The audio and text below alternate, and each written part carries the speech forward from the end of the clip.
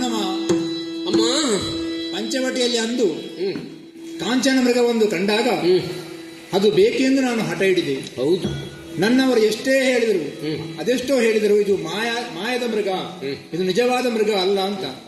ಆದರೆ ಅವರ ಬುದ್ಧಿವಾದಗಳನ್ನು ನಾನು ಕೇಳಲಿಲ್ಲ. ಅದೇ ಬೇಕೆಂದು ಹಠ ಹಿಡಿದೆ. ಆ ಮೃಗವನ್ನು ಅಟ್ಟಿಸಿಕೊಂಡ ಅವರ ಬೆನ್ನನ್ನು ನೋಡಿದ ನಾನು ಮತ್ತೆ ಅವರ ಮುಖವನ್ನು ನೋಡುವ ಭಾಗ್ಯ ಇದುವರೆಗೆ ನನಗೆ ಲಭಿಸಲಿಲ್ಲ. ಮತ್ತಾದರೂ ಸಿಕ್ಕಿತೆಂಬ ಆಶೆಯಿಂದ ನಾನಿದ್ದರೆ ಈತ ನನ್ನನ್ನು ಕಡಿಲಿಕ್ಕೆ ಮುಂದಾಗಿದ್ದಾನೆ.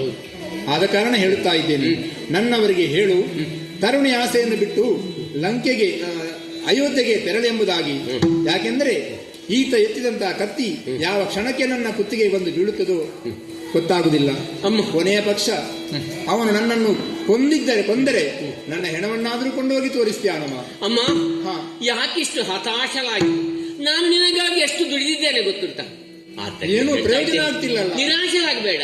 ಅವನನ್ನ ಇನ್ನೊಮ್ಮೆ ನಾನು ಅಯ್ಯ, ನೀನು ಮಾಡ